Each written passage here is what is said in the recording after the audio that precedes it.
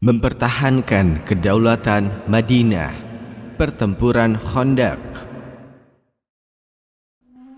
Ketika belum kering darah yang tumpah di Gunung Uhud, Abu Sufyan memberikan tantangan kepada Nabi Muhammad untuk bertempur lagi tahun depan di Lembah Badar. Nabi Muhammad menerima tantangan tersebut. Pada masa-masa setelah pertempuran Uhud, Madinah sebagai basis umat Islam terus berkembang. Jumlah umat Islam terus bertambah dan kewibawaan mereka di depan suku-suku Arabia semakin meningkat. Situasi ini sangat disadari oleh Quraisy Mekah.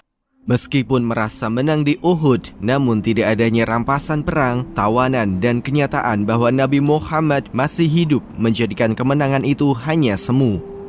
Karena itulah Abu Sufyan bersama tokoh-tokoh Mekah lainnya mencari cara membatalkan tantangan tanpa harus menanggung malu. Bagaimanapun, perkembangan pesat Madinah disikapi secara akal sehat oleh Quraisy bahwa pertempuran terbuka bisa menjadi bencana bagi mereka. Abu Sufyan kemudian menggunakan strategi untuk menakut-nakuti umat Islam dengan cara mengirimkan Nu'aim bin Mas'ud al-Ashja'i ke Madinah. Di depan Nabi Muhammad dan para sahabatnya, Nu'aim menyampaikan kekuatan besar dari Mekah yang siap menghadapi pasukan Muslim. Strategi itu tidak berhasil. Pada 4 Sya'ban tahun keempat Hijrah, Nabi Muhammad memenuhi tantangan Abu Sufyan. Bersama 1.500 sahabatnya, Nabi Muhammad bergerak meninggalkan Madinah menuju Lembah Badar. Dan dari Mekah, Abu Sufyan juga memimpin 2.000 pasukan bersenjata lengkap. Meskipun dengan penuh keraguan-raguan, dia harus tetap berangkat menuju Badar karena tidak ingin kehilangan kewibawaan di depan penduduk Mekah. Pada sebuah kawasan sumber air, Mar ad-Dhahran, pasukan dari Mekah itu berhenti. Abu Sufyan berpikir keras bagaimana menghindari pertempuran tanpa harus kehilangan muka. Hingga kemudian Abu Sufyan mengatakan kepada pasukannya, "Tidak sesuai buat kita bertempur kecuali pada masa subur, di mana tumbuhan, pepohonan, dan susu ternak melimpah. Lebih baik kita pulang." Pernyataan Abu Sufyan tidak mendapatkan tentangan dari satupun pasukannya. Mereka kembali ke Mekah. Sedangkan Nabi Muhammad dan para sahabatnya bersiap menghadapi pasukan musuh yang tidak kunjung datang. Sambil menunggu, para sahabat Nabi Muhammad melakukan perdagangan dengan beberapa suku sehingga mendapatkan keuntungan. Setelah 8 hari tidak menjumpai pasukan Quraisy, Nabi Muhammad dan para sahabatnya kembali ke Madinah. Bukan berarti Madinah dalam ketenangan setelah pasukan musyrikin tidak datang ke Lembah Badar. Bani Nadhir, klan Yahudi yang telah diusir dari Madinah, kembali memanaskan suasana. Nabi Muhammad terpaksa mengusir klan Yahudi ini karena melanggar piagam Madinah. Salah satunya adalah upaya pembunuhan terhadap Rasulullah. Setelah mengalami pengepungan, Bani Nadhir menyerah dan diizinkan meninggalkan Madinah. Mereka pindah ke Khaybar. Beberapa waktu setelah membatalkan pertempuran Lembah Badar, 20 delegasi Bani Nadhir mendatangi tokoh-tokoh Quraisy Mekah. Mereka memprovokasi kaum musyrikin untuk terus memerangi umat Islam dan berjanji akan memberikan bantuan penuh. Kaum musyrikin Mekah pun menyambut baik ajakan tersebut.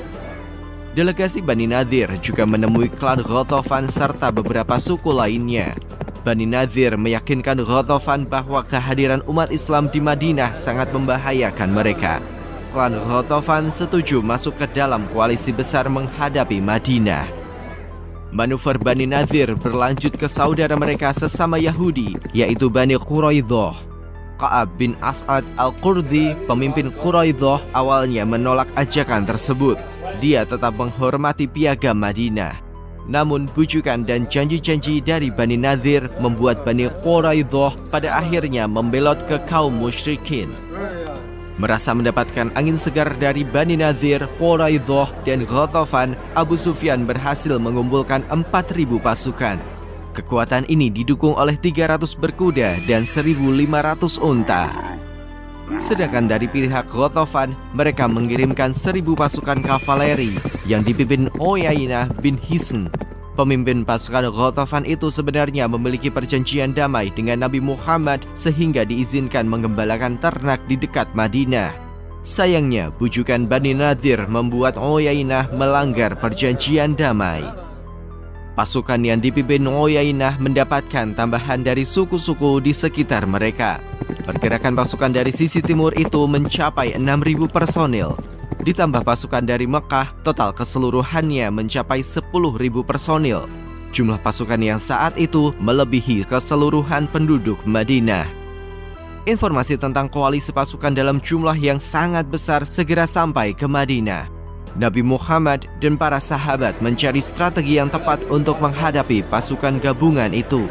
Tidak mungkin menghadapi di tempat terbuka sebagaimana pertempuran Badar dan Uhud, dan tidak mungkin juga membiarkan mereka memasuki Madinah dan dihadapi dengan perang kota. Pada pertemuan tersebut, Salman Al-Farisi, sahabat yang berasal dari Persia, melontarkan ide membangun parit di sisi utara Madinah. Usulan yang diterima oleh Nabi Muhammad dan sahabat-sahabat lainnya. Madinah adalah kota strategis dengan pertahanan alamiah.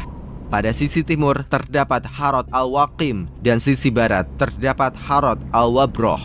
Dua tempat ini merupakan dataran tinggi dengan bebatuan keras yang saling menyambung ke selatan hingga membentuk seperti teluk. Hamparan bebatuan berwarna hitam membuat kawasan ini sulit dilalui. Satu-satunya tempat yang terbuka dan lapang adalah sisi utara. Inilah pintu masuk ke dalam kota Madinah. Salman Al-Farisi mengusulkan untuk membangun parit di sisi utara ini. Strategi pertahanan parit merupakan tradisi bangsa Persia untuk menghadapi pasukan yang unggul dalam kuantitas. Madinah saat itu memasuki masa musim dingin yang mencekat. Nabi Muhammad membagi sahabatnya dalam 10 orang per kelompok. Setiap kelompok bertugas menggali sepanjang 20 meter. Nabi Muhammad menunjukkan kualitas kepemimpinan dalam proses penggalian parit. Beliau tidak hanya mengawasi proses penggalian, tetapi juga turut menggali bersama para sahabat. Pada salah satu tahap penggalian, sahabat menemukan adanya batu karang sangat keras. Nabi Muhammad yang mendapatkan laporan dari Salman Al-Farisi segera mengambil kapak dan memukul batu karang itu hingga terbelah. Pada pukulan pertama, batu karang itu terbelah dan memancarkan sinar menyilaukan. Nabi Muhammad memukulnya lagi dan kembali memancarkan sinar yang sangat terang. Dan pukulan ketiga pun demikian. Kepada para sahabat, Nabi Muhammad menyampaikan bahwa malaikat Jibril telah datang dan memberikan informasi dari Allah Subhanahu wa Ta'ala.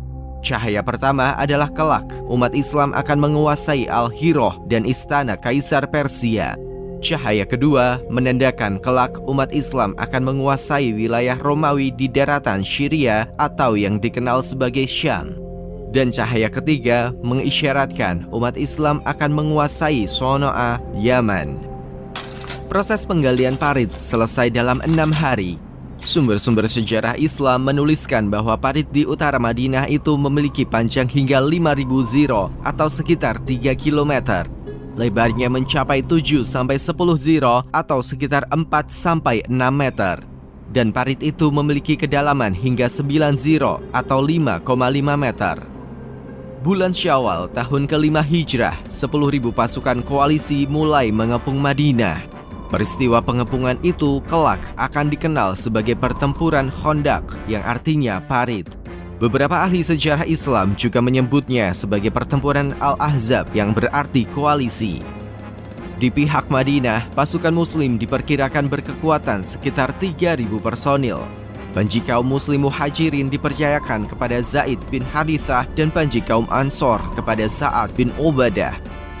Pasukan koalisi terheran-heran melihat pertahanan parit. Bangsa Arab tidak mengenal strategi membangun parit dalam pertempuran. Ribuan pasukan koalisi itu hanya bisa melakukan serangan dengan anak panah. Kedua pasukan segera terlibat serangan jarak jauh. Pada peristiwa pertempuran ini, Nabi Muhammad mendirikan sebuah balai pengobatan untuk personil yang terluka. Rufaidah Al-Aslamiyah Al-Ansori mendapatkan tugas memimpin balai pengobatan tersebut. Beliau merupakan muslimah pertama dalam sejarah Islam yang mendapatkan kepercayaan memimpin sebuah tempat khusus pengobatan sekaligus sebagai perawatnya. Pada awal hari-hari pengepungan, Nu'aim bin Mas'ud bin Amir Al-Ashja'i, seorang dari klan Ghatafan, datang menemui Nabi Muhammad. Nu'aim sebelumnya telah berislam, namun tanpa sepengetahuan kaumnya. Kepada Nabi Muhammad, Nu'aim menawarkan bantuan untuk pasukan Muslim. Nabi Muhammad kemudian meminta Nu'aim memecah belah persatuan pasukan koalisi. Nu'aim melaksanakan tugas tersebut dengan baik. Pertama-tama, Nu'aim mendatangi tokoh Bani Quraidah yang merupakan teman lamanya di masa jahiliyah. Kepadanya, Nu'aim menyampaikan, "Suku Quraisy tidak seperti kamu. Madinah adalah tempat tinggal kalian. Di sana ada keluarga kalian, sedang tidak demikian itu halnya bagi Quraisy dan Ghatafan. Jika mereka menang, mereka menjarah, dan jika kalah, mereka kembali ke pemukiman tanpa terganggu harta benda dan keluarganya. Karena itu, mintalah dari Quraisy jaminan berupa beberapa orang sebagai bukti kesediaan kalian terus bersama." Setelah itu, Nu'aim menemui tokoh-tokoh Quraisy dan mengatakan bahwa orang-orang Yahudi telah menyesal karena membatalkan perjanjian dengan Nabi Muhammad. Nu'aim menyampaikan bahwa untuk membuktikan penyesalan itu, orang-orang Yahudi telah menawarkan kepada Nabi Muhammad beberapa sandera dari Quraisy. Hal yang sama juga disampaikan Nu'aim kepada klan Ghatafan. Setelah menjalankan misi tersebut, secara diam-diam Nu'aim kembali ke Madinah dan bergabung dengan pasukan Muslim. Isu pengkhianatan Bani Quraidah juga didengar oleh Nabi Muhammad menjelang pengepungan. Beliau mengutus beberapa sahabatnya seperti Zubair bin Awam, Sa'ad bin Mu'adz, Sa'ad bin Ubadah, dan Abdullah bin Rawahah menyelidiki pengkhianatan itu. Hasil penyelidikan membenarkan isu tentang pengkhianatan Yahudi Bani Quraidah. Situasi tersebut tentu sangat membahayakan mengingat posisi mereka yang berada di garis belakang pertahanan pada kawasan dataran tinggi. Madinah berada dalam posisi kritis karena pasukan koalisi di depan dan Quraidah di belakang. Pada suatu waktu dalam masa pengepungan, pasukan koalisi yang mulai frustasi menerobos parit, meminta Bani Quraidah melakukan penyerangan. Permintaan yang bertepatan dengan hari Sabtu itu dijawab oleh tokoh Quraidah. "Ini hari Sabtu, hari terlarang bagi kami melakukan aktivitas. Kami juga meminta sandera untuk membuktikan kesungguhan kalian bersama kami." Jawaban dari tokoh Quraidah itu membuat Quraisy dan Ghatafan meyakini apa yang dikatakan Nu'aim bin Mas'ud bin Amir al-Ashja'i. Kecurigaan dan bibit perpecahan pun melanda pasukan koalisi. Setelah hampir 30 hari mengepung Madinah, pasukan koalisi mulai dilanda putus asa. Pada saat itulah Nabi Muhammad berdoa, "Ya Allah, yang menurunkan kitab suci yang amat cepat perhitungannya, kalahkan pasukan sekutu. Ya Allah, kalahkan mereka dan guncangkan mereka." Doa Nabi Muhammad segera dikabulkan oleh Allah Subhanahu wa Ta'ala. Pada malam yang dingin mencekat, badai angin menyerang perkemahan pasukan koalisi. Tenda-tenda rusak, perbekalan berhamburan, dan kuda-kuda berlarian ketakutan. Dalam kekisruhan badai angin itulah pasukan koalisi memilih kembali ke Mekah. Nabi Muhammad mengutus Huzaifah al-Yaman ke perkemahan pasukan koalisi untuk memastikan mereka telah mundur. Sesuai pesan Nabi Muhammad, Huzaifah dilarang melakukan kegaduhan seperti membunuh pasukan musuh.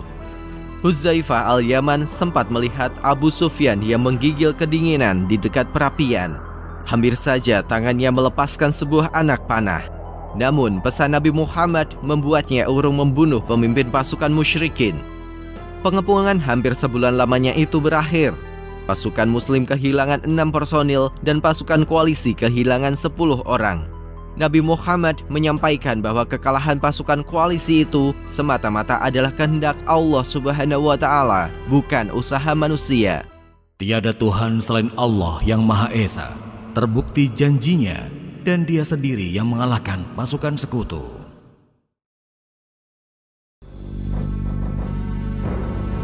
Penulis naskah Abdullah Hasan, ilustrator Yudi Toto, narator Dia Rashid Putra, musik Agus TM, editor Anggit Febrila, produser Haidar Ahmad Furqoni, diproduksi oleh Kastadi Sentra Media.